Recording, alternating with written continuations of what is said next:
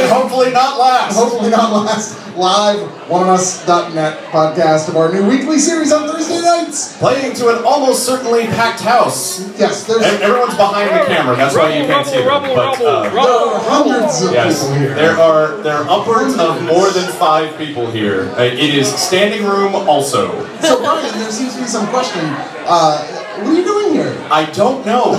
I thought I had retired from this shit. Yeah, you were like... Just when I thought I was out. I'm out of here. I have a secret mission from the CIA I can't talk about. Shit, I've already said too much already. I got invited to a bar where there was booze, and once I got here, you were like, oh, and by the way, we're recording a live show. And I was like, there is still booze, correct? That part wasn't a lie? Okay. This seems self-evident. Yes. We have a bunch of our regular crew here tonight, and we are going to pull up on stage with us, whether they like it or not. And when you say here, Chris, where is here? We're at Mr. Tramps in Austin, Texas. Mr. Tramps in Austin, Texas, you say? That sounds like a great place to imbibe. It actually is. Yes. They have a wonderful beer selection, a wonderful liquor selection. Of course. And at midnight, if you get a picture, it's Bella Pizzas. They also have questionable taste in live entertainment, which we hope you do as well. They do. What's going on? How did we even get here? I don't know. I read on their website that they host culturally important events in the community, and I was like, you guys don't know what that means at all. I do not think it means what you think it means. Alright, so I want to get right into this right now. Batman versus Superman. Oh, God. Okay, I may have said something. Now, to be fair, almost both of us have seen that.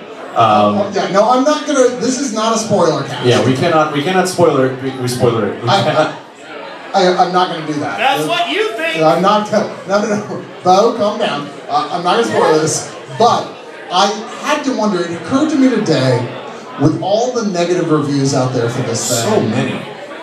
What did famous critic Armand White have to say? When you say the word critic, yes. In this particular instance, you are being very liberal. Alright, if you don't know who Armand White is, he is this film critic who is famous for, Famous film critic Armand White has at least 3 things that are factually inaccurate. Yeah. 1, not famous. 2, not a real critic. 3, not a white guy. I think 3 things factually inaccurate in that sentence. I think only critics know who Armand White is. That's true, and because we don't favor him. He's kind of the anti-critic. He was famously fired from the New York Critics Circle for, as near as I can tell, just being a giant pain in the ass. A giant pain in the ass, or being a really horrible critic, or do whatever it takes for to get hits. So I just discovered when Googling Armand White and Batman v Superman, Michael Googley, that he works for Out.com now. Out.com. Why does that sound familiar? Well, I may have mentioned it to you earlier. Oh, thank goodness. I'm going to give you that out. Okay. Yeah. That out. Which is a gay online magazine, obviously. Nothing wrong with that. But he reviewed Batman v Superman with the headline, "The sexiest Batman and Superman imaginable." Yes! I got to start with this opening piece on this. I've got to, because I laughed out loud. Like, when Brian showed up tonight, I was like, laughing my ass off. He's like, what? I'm like, oh, I gotta show you. By the way, for the 3 of you who are watching this at home, not every show is going to start with us reading other critics' reviews. No, it's not. This one, we can't avoid it. It says, the men of Batman v Superman Dawn of Justice may not please Unity fanboys, but anyone old enough to experience Morningwood will appreciate it. What does that even mean? Well, Chris. What does it mean? Sometimes when a mommy Superman and a daddy Batman love each other very much. Wait, I forgot what we were doing. I don't think you know how gay people are. No, they're both daddies, that's true. And I get you've got to write within the context of whatever you're doing, but every single paragraph in here ends with, and by the way, we totally want to watch these guys have sex with each other. Yeah, I mean, it's basically not even a review as it is proposing slash fic. Yeah, Grindr might match them, yet they're initially mismatched, which means that when they finally meet and fight, it's equivalent to a hate fuck. Which, I'm sorry, by that logic, any fight that takes place between any people could then be considered a hate fuck. I don't understand. Where they're mismatched and they fight, but it's like a hate fuck means anyone who is mismatched and fights is a hate fucking? I know it's unclear, but this is actually... Maybe I don't fight the same way other people do, but... This is actually a positive review of this film, for the record. It's hard to tell where he's going with it. That's true. But that's what It's Armin a whole White new does. layer on every Michael Bay He posts- Transformers It seems movie. like, you know what, it seems like a review written by, what's it, Stefan from Saturday Night Live? Yes. Like, through his fingers, like, that would be the review. This is that's the being point on Sprockets where we take a paycheck to say whatever we want. That's true. Yeah. Well, I'm not glad that Armand White has work, but I'm not. it's a fact. Yeah, well, it was, you know, I mean, it was going to happen. He was going to get a job eventually. He's been doing this for a long time. It's not that he's a bad writer so much as his opinions are those of an insane person. Yes, but if you want some opinions you can trust, I don't know that we've done this yet. What the hell is One of Us done yet? Maybe we should. This is our first show. Maybe we should explain what the fuck that One of is. Us.net is a podcast network. It's weird to say, like, this is our show. It's our One of Us show because this is our live show. There's so many podcasts on here from all sorts of things. Yes, more podcasts than you can shake a stick at, and that includes the podcast that is literally just two guys shaking a stick at each other for upwards of an I hour. haven't actually developed that one yet. It's not good. It's really just in the pre-development stage. It's very wooden. Well, you left the main setup, so I kind of Yeah, no. that. No, I'm actually like not even technically an employee anymore. So welcome to my internship. He's back. I'm back. I'm not being paid anymore. No. Oh, How did I make this work? I'm like a genius. I am terrible at business. I am very terrible at business. All right, so one of the things that's come to mind over this whole Batman v Superman thing, Which I hear is a movie. which is a movie, there's a lot of hatred for critics. And let's not forget the movie hasn't actually come out yet, so most of this hatred coming out ahead of time on the net, which is bafflingly huge, are Yes. from people who haven't actually watched the film. Are you positing that people on the internet might be overreacting to something? I am saying this. Here are some of the quotes I've read, Nah. not specifically about I don't buy this it. response, but about how people feel about film critics. Why do critics seem to hate any movie that's actually fun to see? By critics, do they mean the Academy? When a critic reviews a film, the fact that it's fun is the last thing they care about. A harsh critic's only concern is that the specific movie they're reviewing focuses on the film's merits and how they stack up against other movies that, quote, mean something to the history of film. What? Because every movie to them has to be a Sundance foreign film that's 5 hours long and subtitles are small. Whoa, no. Oh no, this is my favorite. Because the critics are depressed, so they think bashing every movie that is at least decent will help them feel better. No, I'm super happy, and sometimes I like to shit on movies. Like, it has nothing to do with my mood. It has everything to do with the quality of the movie. I would like to bring up our first special guest, Richard Whittaker. Who?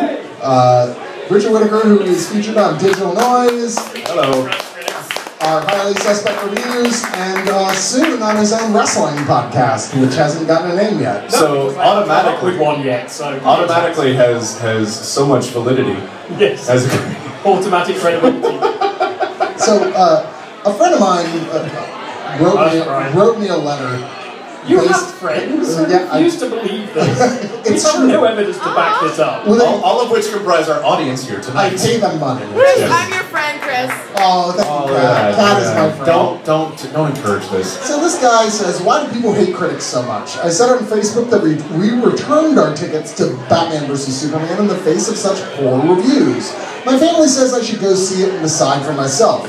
Sound advice, sort of. It carries an unspoken accusation that I can't think for myself and rely on critics to help me decide on movie choices. I do rely on critics to help me decide. I rely on all kinds of things to help me decide. None of these things remove my free agency. What is it, sometimes at least, that gets under people's skins and causes them to despise critical opinion? Which, by the way, if you haven't seen the third season of Free Agency of S.H.I.E.L.D., it is awesome. Where's Check their it out. skin in this game? Of what consequence is it to them what movie someone picks and on what basis? Where is their skin in this game? I feel like this guy wants to be a critic so bad. The AP English shit that's coming out in this is very I did interesting. invite him to be a critic at one point. He was like, I have no time. I have a real job as opposed to you. Well, At root, That's true. all I can think of is that people despise critics because they might have a different opinion, which is no different than Joe disagreeing with Mike over film X, Y, and Z, except that Joe and Mike don't have a voice in their world. yeah, except Joe really likes Sucker Punch. Or, Joe That's why we don't listen to Joe. We don't listen to Or at least their voices are tiny, while A.O. Scott and Richard Roper have huge booming voices. They have power and the little guy doesn't. At any rate, when you see a multiplex and why... This comment on Facebook is now longer than the average New York Times media criticism column. Yeah. This was an email to me. TLDR. When you see the multiplex and why isn't an accurate barometer of what individuality and free thought is. I'm pretty sure the answer to that is a convoluted amalgam, the varied ingredients of which are complicated. But rest assured, figuring Batman versus Superman into this is predicated on mass market dynamics, not really the stuff of individuality and free thought. Okay, so I guess the question here...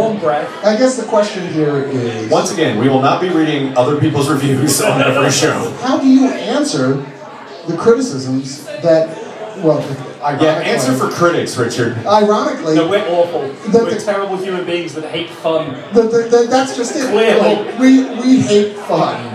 That's, what is the response? What's going on there? I think what it is that we're like medieval food tasters for an unpopular king.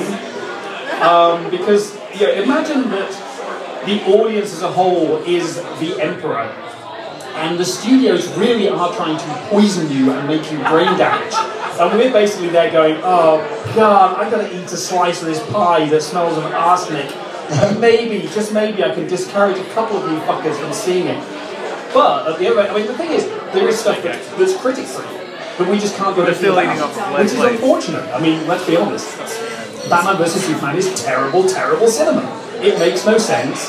Much of it is basically unwatchable, and I don't mean that, it's not very good. The human eye doesn't process that kind of bullshit. It ordinarily goes, that's just noise, fuck this. But the stuff that's great that nobody gets to hear about unless we write about it or unless we talk about it. We just had South by Southwest where one critic saying one nice thing in a review can be the difference between a film getting distribution and not. And that's why we're worthwhile. And please love us. Wow. I love that the British guy immediately went to the Beefeater analogy. So, well done. And I think part of the problem is this fictive idea of the high tower that we live in. Yeah. How are we especially with the rise of the geek critic culture, we are literally no different from the fans who go see these movies. No, there's a myth there that we ever were. Yeah, there's look at Leonard Maltin, who is just one of the geekiest film geeks you can ever meet. He's a lovely guy who just loves film and just managed to find a way to watch lots and lots and lots and lots of them.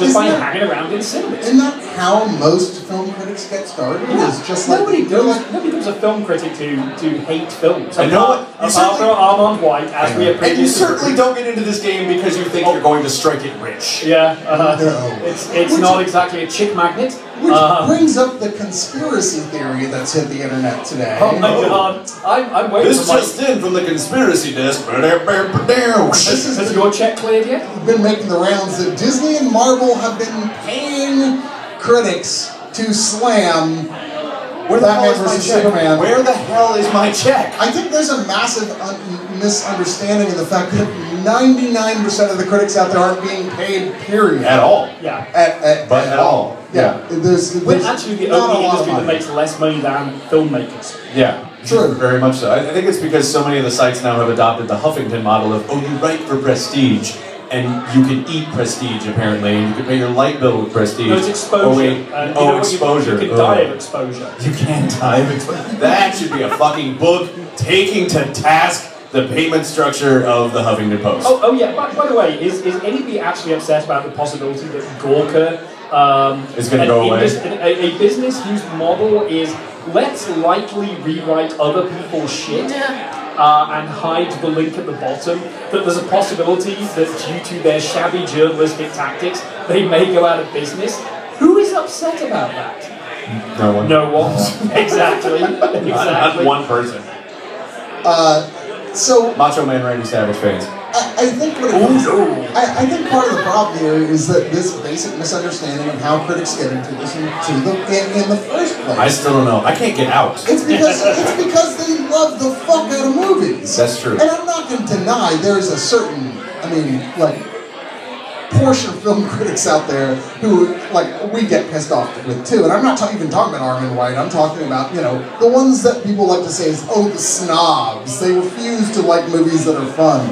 Okay, those guys are out there. We know some of those guys. My two favorite movies of 2015 remained by the end of the year Mad Max Fury Road and Kingsman. So I'm not exactly sure how I hate fun when the thing I loved most about both those movies is that they were unstoppably, infectiously fun. But I think what it comes down to is this point of being able to separate, like, these genre films from, like, films that are supposed to be important to some level. Right, and I think judge them on their own merits. That's the thing, its own merit. Whatever you do it well. I feel like that's the whole thing with criticism is it doesn't matter what type of movie it is. It's the reason guys like us can excitedly go into the next Fast and Furious movie. Yeah. Why? Because those movies are what they are, but they are done well for what they are. And let's be honest, there are people in this room who love cinema so much so that they willingly went to see My Big Fat Greek Wedding 2. Yeah. Just because they know that Hey, JC. JC he looks so sad. Let's give it up for the hero of the room, JC, who actually saw I mean, seriously. My Bigger, Fatter, Greeker There Wedding. are genuinely films that I've sat through in my job that I'm going, this is 2 hours of my life I literally will not get back. There is no, and I'm not getting paid enough. And I've got to sit here, and then I've got to go home and write about it. I even have to pay for this. Like, this isn't free. And I'm not saying it's like digging a ditch, because I've dug ditches, which is a shitty job. But there's a certain level of just... You actually dug ditches? Yeah. All British people have to at some point. All British people have to at some point. I also fed sheep at 3 in the morning. Yes. I crawled under... Serfdom is hard. I crawled under RVs for a summer in the middle of, like, East Texas to install new plumbing. That's the worst job I ever had. Wow. What? Yeah. They let me watch movies the whole time. What kind of John Steinbeck bullshit did I walk into today? I also separated out recycling from the rest of the trash. It's not going to make you rich, but it is still very important. That's just because you're married. No, I pre-sort. We're very formal. You said it like it was foreplay. No, I pre-sort. It is. It's kind of cool. is. But no, you'd be amazed what people put in the wrong trash. It's like condoms aren't recyclable, folks. Just learn this one. Yes, but Particularly condoms used. are. I don't know about condoms. One of us that show brought to you by Trojan Condoms. Trojan recyclable condoms. Yes, we will actually accept sponsorships from We anyone will. who's We will. We'll take serious it. Because apparently we're not getting paid enough by Disney to shit on Batman vs Superman. Wait, I just got an email. Batman vs Superman is awesome, and Yes. it's the best movie this year, and you should go see This it. podcast brought to you by Warner Brothers. So the best thing about Go this, see about Batman the whole Superman. criticism of Batman vs Superman, is that it came from people who said, oh, well, you clearly don't like Batman or Superman. I was like, most of the people who hated it most, looking at you, I didn't even looking at Shut up! were people who love those characters. If you want to see a man in kind of midlife emotional collapse, Joe Gross, the Boston American Statesman, watch his video review, because you can just see him just going, I burn Warner Like Brothers the to the video should be ground. underscored by Everybody Hurts. By No, He's just so sad and angry. Watching him come out of that theater looked like one of the death scenes from Street Trash. You know, he was just He looked very melting. much how I did Brought to you after by The Force Street Awakens. Trans. Viper malt liquor. Don't drink it. All right, so I wanted to say on what I was saying about like putting it into context, which most critics can do without a problem. Yes. Roger Ebert, who I still think is the best populist. What was Roger Ebert's take on Batman vs Superman? He Do you have that review? he said, "I'm dead. Fuck you." What? Yeah, I didn't have to see this piece of shit. Did Doomsday kill Roger Ebert? He was a big fan of Hellboy movies, which, you know, whatever.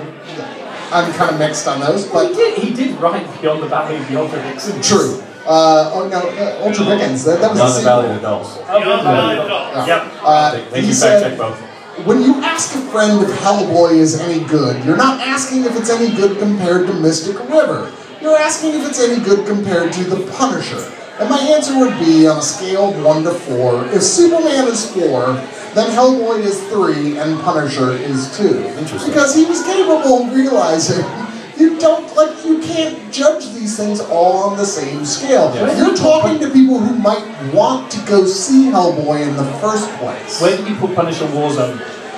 Should be. I saw a list. I gotta throw this out there. I don't even remember the website, but I saw a list that put Punisher Warzone as the second worst Marvel film of all time. Oh, come on. And I wanted to reach through the screen and punch the writer through his face, much like happens in Punisher You Warzone. clearly never saw the 80s Captain America.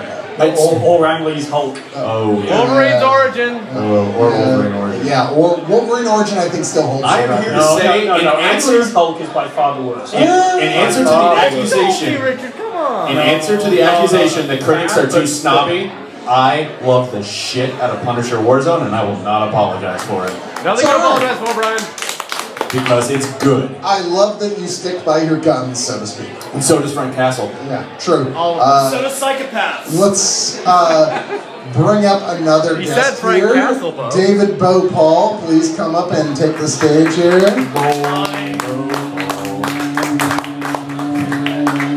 Wow, that was impressive. I was like, I don't get a mic stand? Like, No, obviously. you're doing fine. There is. You're doing fine. You look sexier holding it. It's true. We don't have mic stands. no, that's not my drink. Actually, yeah, arguably the wireless mic is the sexier thing, because that means I'm the lead singer in this equation. What? Yeah, I don't know. I guess that's true. Or you're the one we send out into the audience for questions. That's true. Will someone grab More my likely, leader yes. on my tab, please? Thank you. Me too. You said that as if we have have a anyone license. helping us with that. Thank you. I will take beer. For payment, you just sat down. I also just finished my beer. Look at that. Fair enough. All right, so here's the other thing about Batman vs. Superman. Zack Snyder taking to the internet all day today, All day, our day. like defending himself about this film.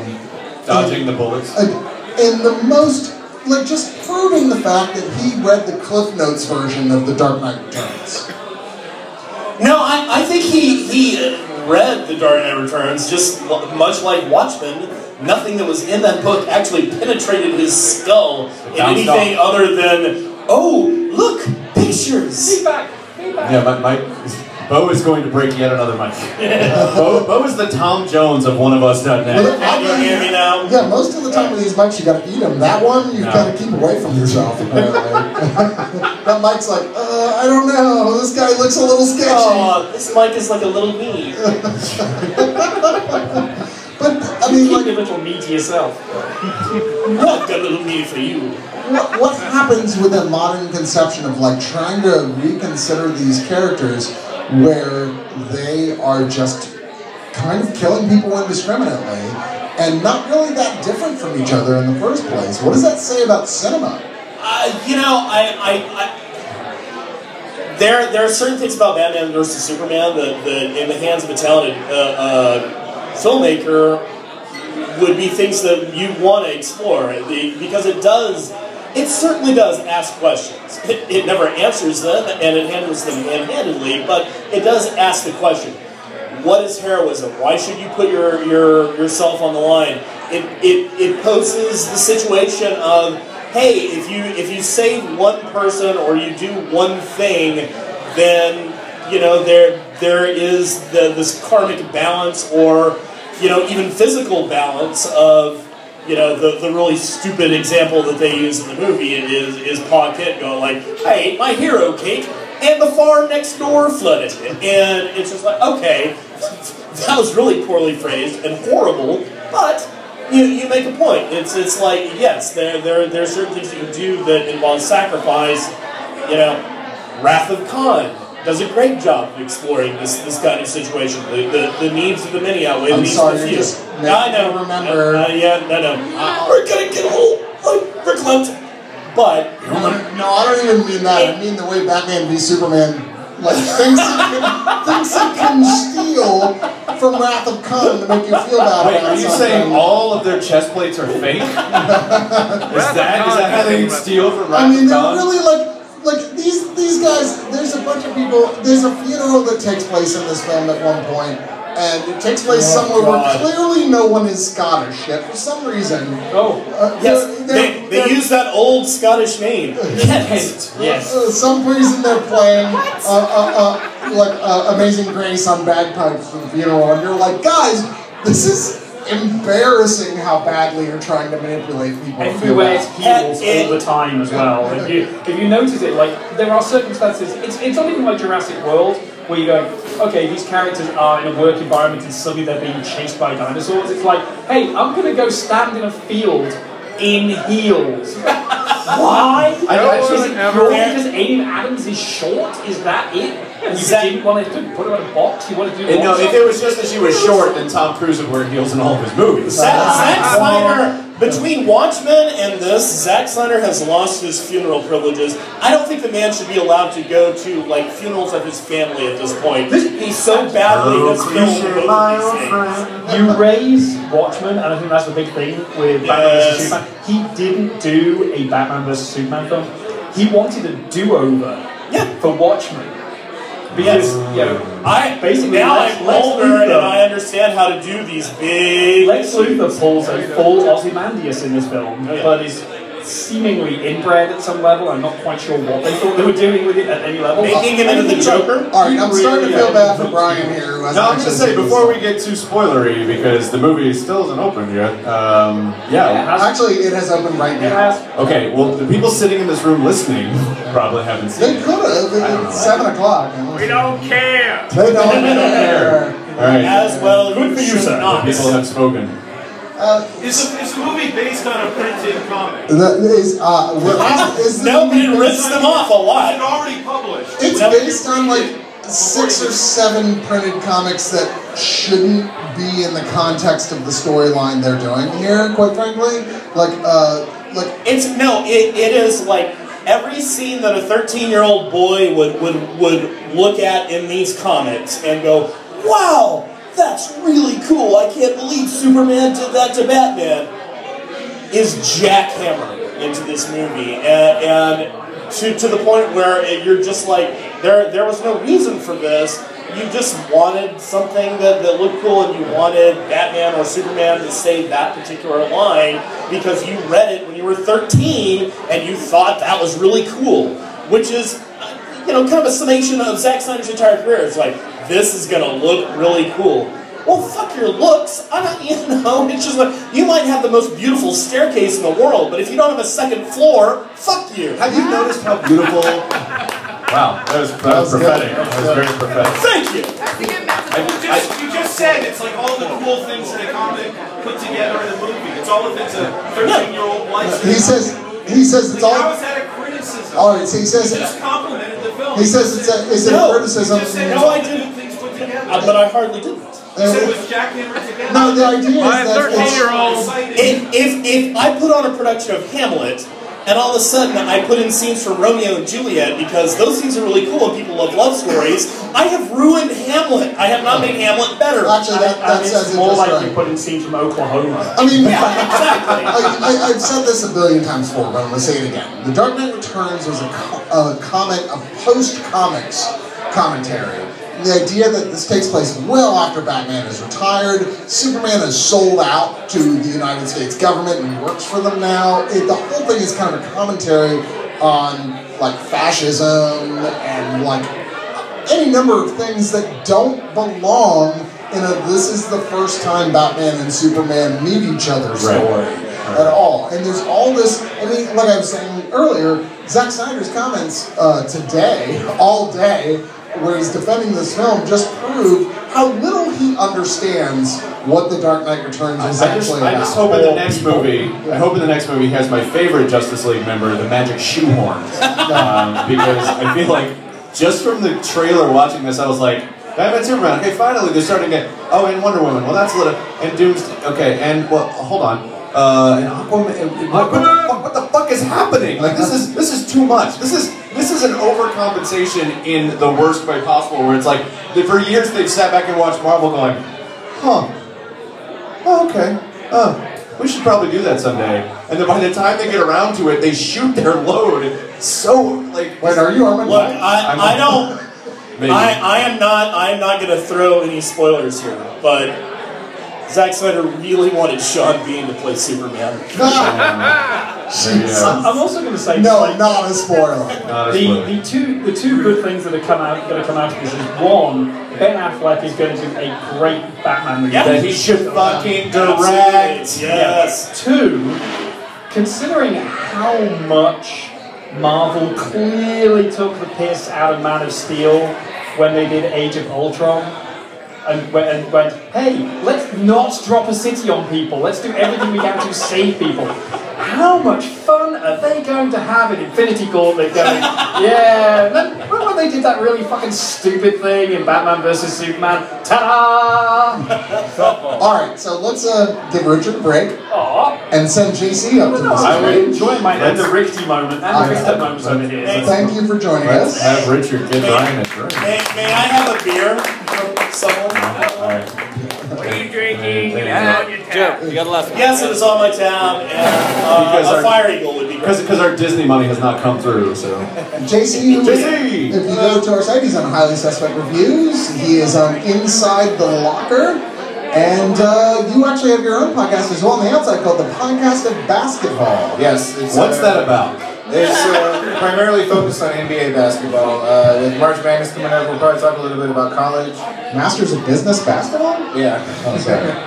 But I this, don't know this what's year, happening now. Yeah, this year I Sports. haven't followed college basketball as Wait, much. so it's Magic Johnson and Magic Johnson? No. Magic Johnson versus That's Magic a Johnson. different, that's Masters. It's- Only in a video game. Yes. Yes.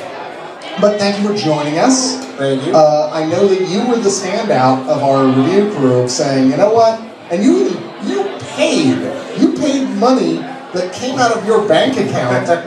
Like, I still can't believe this, but you paid money to go see it again. Well, it was mostly because the Draft House releases these special pint glasses with big movies. Okay, fair enough. And so I already had the ticket. So waste your money on the ticket, get a free pint glass. But I mean, I did like the movie. Seeing it again, especially with movies that are really long, seeing them the second time with me, they tend to flow a lot faster, and I seem to understand the flow of the movie better. And you know, the things that I like about it aren't necessarily the immature things that like Armand White pointed out. Like for me, personally, and after thinking about it for a couple of days. Get closer to the mic if you will. Yeah. I think it kind of boils down to what your deal breakers in these comic book movies are. And I agree with a lot of the criticisms. I said this in the review. A lot of the criticisms are fair, are more than fair. And Zack Snyder definitely does have his problems. And I don't think he should handle these movies from this point forward. But with this particular movie, I wanted a really kick-ass Batman, and I got that. And that's mostly what I wanted out of this movie. And so to me, that overweighs a lot of the bad.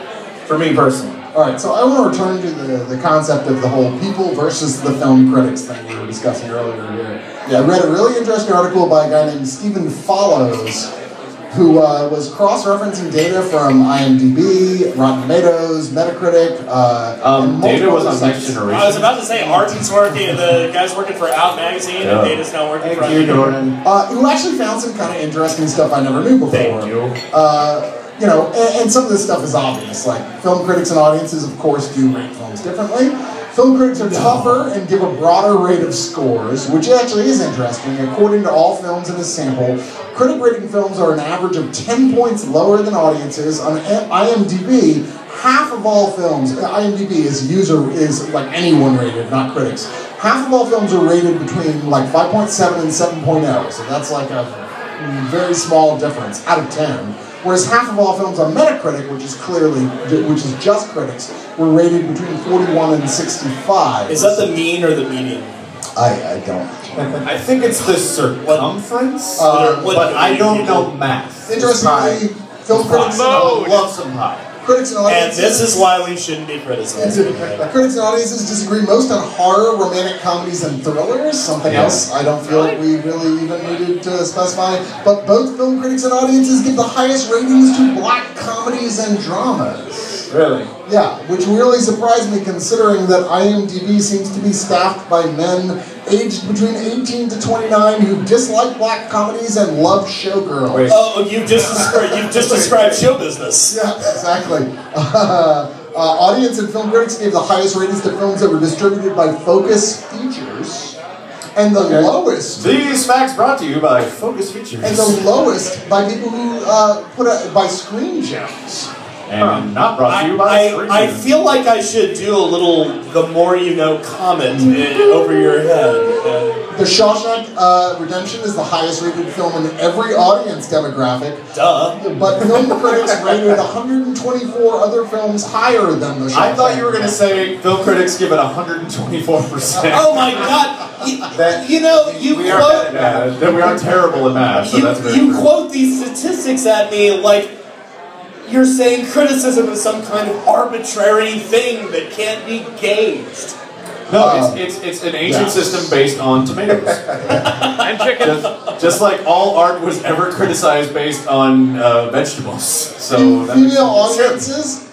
Female audience members tend to give films higher scores than male audiences, and older audience members tend to give films much lower ratings than younger audiences, which barely needs explaining. Yeah.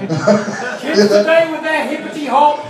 Yes, the kids today. Turn that movie down! It's You know what makes me laugh about that is like that is to suppose that someone in their 80s would look at a movie like Batman vs Superman and be like, oh, kids with their fucking superheroes, and it's like, except both of those characters were created when those people were born. What about Doomsday? Who's Doomsday? Can you talk about the origin of Doomsday? Doomsday is the cave troll from Lord of the Rings, Fellowship of the Ring. Pretty much. And now I'm not lying. No, wait, it's not the cave troll. He's, what did we say earlier? From The Abomination. The Abomination. From Zack Snyder. Lies! Zack Snyder dug too greedily and too deep. Is he a mutant? Was he Look, I don't want to get We're not gonna spoil the movie. for who the Abomination is. Let me put it this way. Zack Snyder got it right. Doomsday in this movie makes as much sense as Doomsday and Death of Superman did. Yeah. There you go. Death of Superman, not generally regarded by fans as one of the better Superman moments. Because it's awful. I do have to call out for a second the TV show Supergirl, which I know has been released to mixed results. I haven't seen any of that this year. I actually really have enjoyed Supergirl in the context in which it's intended, but they did Alan Moore's storyline for the Superman who has everything. Have you guys seen Red Blind Batman on Netflix? What? Red Blind Batman. It's a great show. I just started watching it. Red Blind? Is he red and blind? He's red and he's blind. Oh, Daredevil. Daredevil. Yeah. Red Blind Batman. Oh, I get it. You were making a joke. Yeah, that's what I Alright, do. so are you caught up with Daredevil season 2? No.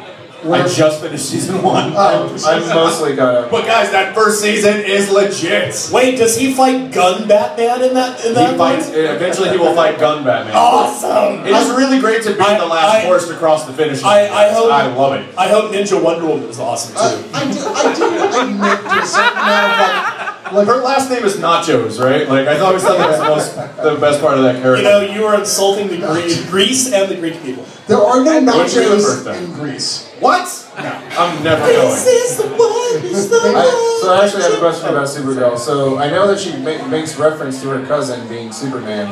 Which version of Superman is that? Is that like from the main? We don't know. Oh, okay. All we've ever seen him in is like a fuzzy focus. Or like DC has a show called The Flash, and they cast a different actor to play the Flash in the movie. DC, like, they can't keep their shit straight. Well, so And apparently they blew so much budget they couldn't hire Adam Driver like they really wanted to. Shit fuck. Well, and I've heard that Smallville Superman might be the one that she's referencing. That might be the one in the same universe as the Flash. I never thought I would say this That would about make sense. Smallville, but oh god, I hope so. Alright, Bo, I'm gonna say goodbye to you. Bye-bye. I want to say buddy. And I wanna bring up To thunderous applause! Yes. Hey, I want to ask you a question while Cat's coming up, Casey. Okay. You're a sports guy like me. Who would actually win in that fight? Batman v Superman. The tactics that Batman uses, Yeah. and the sort of inability of the killer instinct, if you will, of Superman, I would give the edge to Batman. Awesome. Awesome. I agree In 100%. a 7-game series, he would at least steal a couple of games.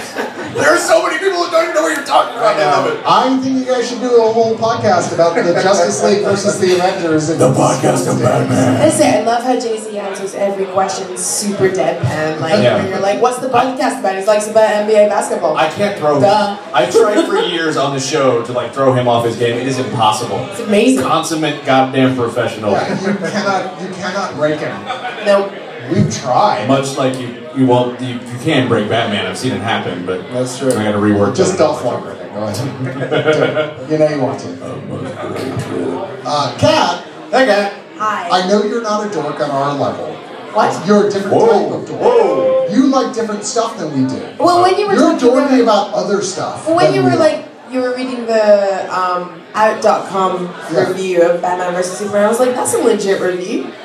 Like, where's the? I was gonna ask you, like, what about the homoeroticism? when we It's get like, discussions about dorky stuff, you start bringing up stuff I don't even know what it is because you lived in Japan for a while, and I'm like, I don't understand the stuff you're so, joking out yeah, about. dude, you don't even know. Like, you should have seen me when I was 16. I was not pretty at all. Wait, what do you mean? As in, I was like the quintessential anime manga nerd. Like, I was like, See, I don't know as much about that stuff. well, I couldn't conceive of a real relationship with a human male because I was too obsessed with like cartoon characters. Yeah. So yeah, I've been through all that and I came out the other side and now I'm just like, I keep that in a corner. I'm still really focused on Velma, for the record. Velma? Velma. Yeah. Scooby fucking dude. Well, like, you know, anime. I married her. Oh, so old. Anime is like So art, very old. so Western cartoons are just like cartoons, but we Yeah. call this like anime is like a different plane of creativity. I get the feeling you don't, and I get the feeling from the fact that you're just not that interested in reviewing most of the superhero stuff that's come up. You haven't like really put your hat in the ring to go and review the superhero stuff. No, You just because I don't- figured that so many of you would want to go review it, I didn't Oh, even is that what bother. it I was was? just Okay. like, I'm gonna be sitting there going, yeah, I thought it was alright. So what are your feelings about Batman and Superman? I want to see them make out a lot. So she is totally going. She is with Armand White 1,000% on I this. mean, like, look, that dude was a bad critic. I was like, look, the gay men and the women who are into slash fiction, they're gonna love this shit, even if it's a terrible movie, which I totally believe you guys, because I believe your opinions on everything. So You've made a huge. You should not do that. it's gonna be, you know, even if it's a terrible film, and you know, you guys are all legit film critics, so of course I believe everything you say, especially you, Chris. We do have cards. You We're know, card because carrying. I'm just a girl, so I don't really have No, opinions of my own. stop that. I need to take direction from men.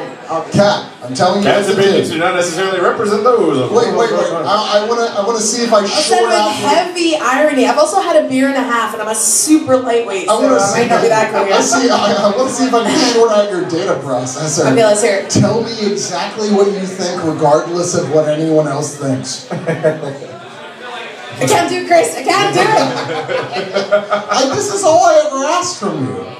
But like anyone who's heard any of our movie reviews, every time I'm on one, I talk for like 90% of the time. You do a good job at that. Thank you. Yeah. Highly suspect reviews on one of us done that. Yeah, it's good. Batman vs Superman. Okay, let's see. I'm not. More plugs that- than a sex toy store. I'm not that invested in the entire dynamic, to be honest. I don't understand how they, to me, as someone who's not, I mean, I like Batman as someone coming to the franchise. I have read the comics, actually, and I really like the Arkham Asylum comics. Those were good. Written by Grant Morrison. Yes, those were great. But as someone who is not, I don't make any pretenses of being a geek girl in that I don't know much about the universe, but No, I'm sorry if I presented this in the wrong context. I certainly didn't mean to present this in a sort of, you're a girl, what do you know? No, I'm not taking it like that. I'm taking it as someone who's coming to the franchise kind of late, and so I don't pretend to know all the backstory, but I don't really see how these two characters, to me, have almost nothing in common.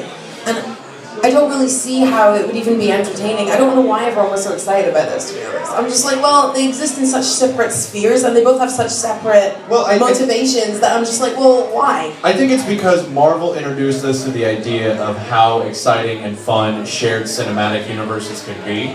Right. And it brings more of the comics that we know to, because in the comics you don't have to worry about, I mean, you have these companies, these distinct companies that have a cadre of characters at their disposal. You don't have to worry about which ones belong to which movie company. You can have all of these crossovers, and we love those crossovers. We love the idea of all of these characters that we love existing in their own worlds and then also existing in each other's, because that opens up, like, this is where our tiny little geek brains can't even imagine it, is that, oh my god, all of these people, like, this is the perfect universe that we want to live in, where all of these heroes exist. Above and beyond throwing all your favorites into one universe, I guess I'm saying, what's the artistic merit in putting these two characters together, and why is everybody so excited? How could that ever become a coherent narrative? It couldn't.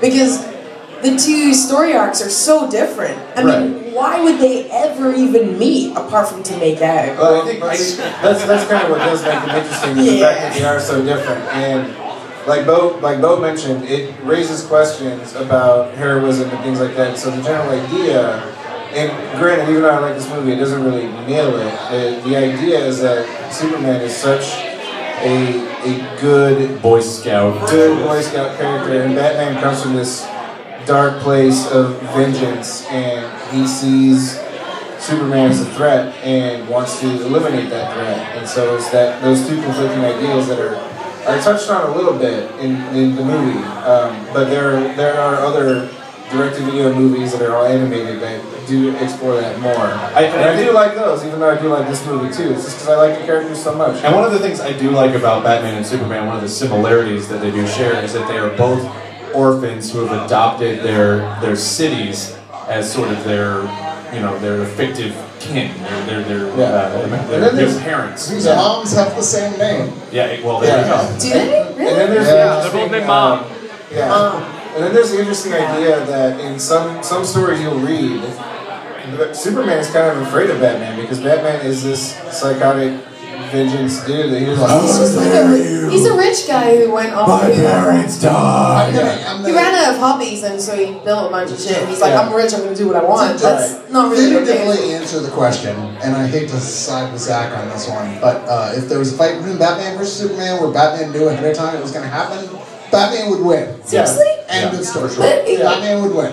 But he's just a rich guy, though. He's a rich guy in a suit. How can he win? He's a rich guy who But he's gone too far, because he knows it doesn't matter anyway. He's Sherlock Holmes of rich guys. Yes. So Sherlock Holmes had infinite resources. He also had infinite lives. Fall down a gorge. How many steps away is Lex Luthor from Batman? How many steps away from Lex Luthor to Batman? Well, just in terms of Jesse Eisenberg, $1 billion. No, I got this. Lex Luthor was in Stir of Echoes with Kevin Bacon. So no, I can do this. I've played this game before. You go on.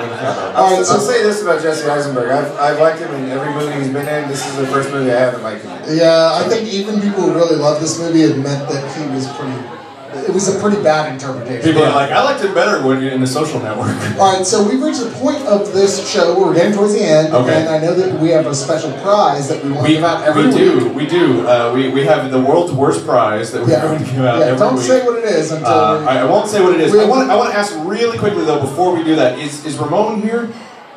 Ramon is not here. Okay. Ramon's not here. Ramon's not here. So we have a prize to give out every week, and we want to give out for people who want to ask comments, and we give it to the best comment. Kat, would you do us a favor, and if anybody out there wants to ask a comment specifically that we answer, will you bring it to them? Yes. Does anybody have a question? Yes. That they want I'm to the say? girl, and I'm going to walk the microphone over in a sexy fashion. Okay, let's do it. But that was not what my point was. So Chris, you're such a misogynist. No, he was misogynist when he started this by saying, you're on the same level. Radio mic. We have... All right, boys. Oh my goodness. Here's your question.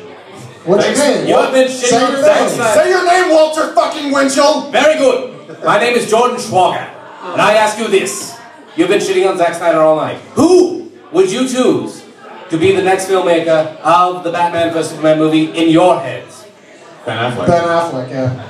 Yeah, I think it's got to be, because I want to keep Ben Affleck as Batman. By the way, again, I've not seen the movie, But everything I've heard is that the one gem to pull out of the turd that is Batman versus Superman is Ben Affleck as Batman. It's not even the script, because they give him a terrible script. He does terrible things during it, and yet he does an unimaginably good job with a terrible script. Especially because you would read about how Ben Affleck would sort of take over his own scenes. Like it's kind of taboo to take over the whole film when you're not the director, even though you directed Spielberg poltergeist. even though Ben has directed an Academy Award-winning film, you definitely get the sense that his scenes are directed much differently than anything else on the screen. And so, yeah, I would give it to Ben. All right. I hope that answers your question. And if it doesn't, go fuck yourself. Who else got a question? Yes. Question. Anyone? Oh, we got one over here. Over here. What's your name? What's your name, sir? My name is Fred Bothwell, and recently I went to the theater and saw 10 Cloverfield Lane. Yes. I bought a soda, and it was a Batman versus Superman commemorative cup, and also there was an image of Wonder Woman. Yes. And I thought, wow, Wonder Woman. Tonight you've offered a lot of comments about Batman and Superman, but what about Wonder Woman? What do you think about her work in this film? Was it relevant? Was she heroic? And she had a sword. I had never seen Wonder Woman with a sword. Where did she get that sword? Well, I don't know. Well, she actually, this is her version here is kind of based on Gal Gadot. Gal Gadot. Incidentally, from the goddamn Fast and Furious franchise. I know who's the actress, but I'm trying to remember the name of the writer in comics that kind of re-envisioned her as that. No. The woman. You saw a film and there was a Wonder Woman. Can you talk about what's in your heart about Wonder Woman? And don't talk about an author or an obscure reference. Talk about the Wonder Woman that you react to. In your mind, in your heart, when you saw Wonder Woman, what did you think? What did you feel about Wonder Woman? I think she's one of the best things about this film, actually. Yeah. Honestly. How? Like, did she have a classic line, or does she have a, like, did something happen? Well, first off, they did not ask Gal Gadot, who's Israeli, to... wow, an Israeli Wonder Woman! That is awesome! So they didn't ask her to change her accent. By the way, it made Ted Cruz's head explode. Yeah, right. So it kind of gives her a sort of exoticism that goes with the character that's never really been explored together before, and I think that's great. They also present her as kind of a spy, like a master spy, and they present her as someone who's been like around since like World War I and II, who's just now starting to go, well, maybe I'll give humanity another chance. I like that. Having seen it twice now, her introducing moment as Wonder Woman kind of, I think Zack Snyder kind of nails it. Both times I've seen it, the audience ate it up.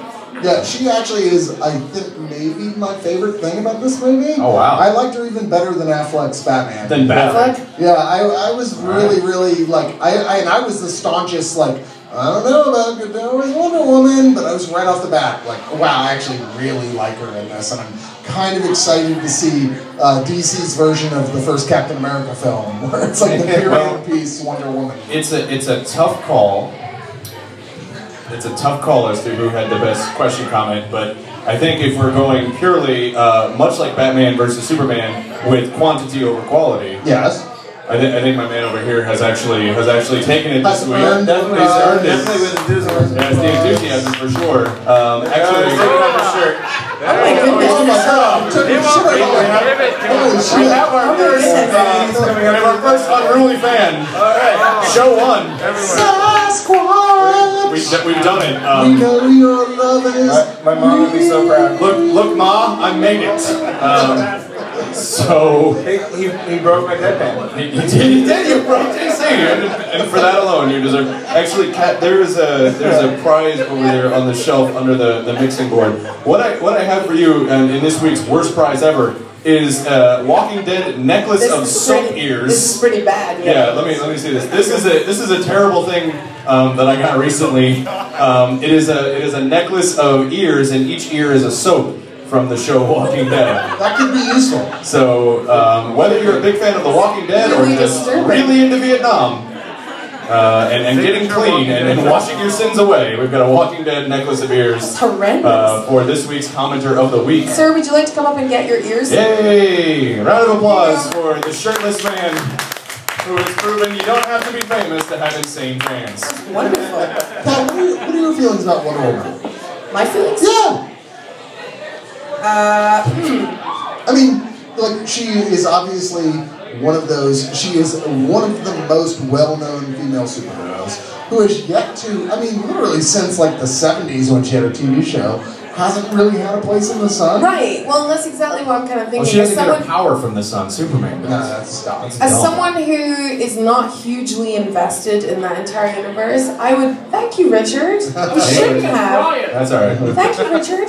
Oh my god, it's going in here. And everything that goes in there I get to keep. Yes. There you go. Tony, can I grab that? Is it okay? No. It's moist, I don't want it. It's moist.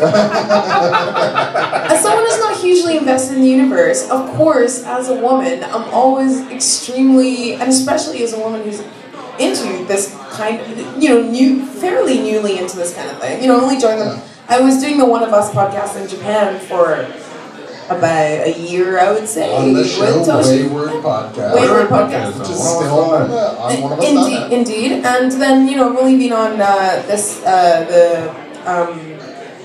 podcast for I'd say about 3 months. But, you know, it's really kind of opened me up to people who do know a ton about things I don't know anything about. So, as regards Wonder Woman, yeah, I mean, I'd like her to get her own franchise for sure. I mean, given that I don't know much about her as a superhero, I know pretty much everything that we've been fed about, you know, Batman, Superman, etc. I grew up with that, and I watched the cartoons, etc. But, you know, Wonder Woman, no. Don't really know anything about her. Would like to see another. I kind of group her in the same category as Xena, in my mind.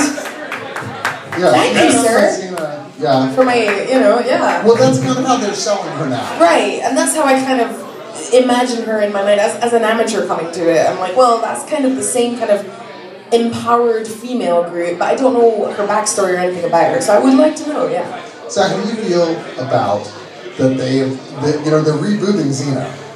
Yeah, I read about that. And they're making her... She is flat. Which is stupid because her boots were already awesome. They were. Don't understand. I watched Xena in the 90s, yeah. And I mean, I was... They said now she's flat out a lesbian. But she was bi in the original, because she fucked men, she kind of had a thing going with Gabby, it was cool. Does that, like, diffuse the idea of her being a tough, assertive woman by saying, of course she's a lesbian? It is kind of harmful because it's kind of saying, well, the only women that can be hot and powerful and take no shit have to be gay. Yeah. And that is a really damaging trope for sure. I mean, you see that in popular media all the time. Yeah. I mean, yeah, of course the woman, and she's got something to prove because she's gay, therefore she kind of hates men in some respect, which is, you know, not the case at all. But with Xena, yeah, for sure, making her full-on, making her 100% gay. I was talking with a friend about this on Facebook recently, but making her bi makes her so much more interesting. Yeah. I think we have popped the lid open on a heck of a discussion here that maybe we should pick up. We should pick up again next week. I was going to say, yeah, because that makes me have a question about the female Ghostbusters coming out. And this is something we can absolutely JC, you get did into. not just bring that up. Oh, God. We will definitely get into next week on OneOfUs.show. We hear from Mr. Tramps. I think overall a pretty successful inaugural episode. I think so. But then again, I am very drunk. I would like to say thank you to our audience. Yes, thank you for coming out. Yes. Thank you for all of our regular OneOfUs.net staff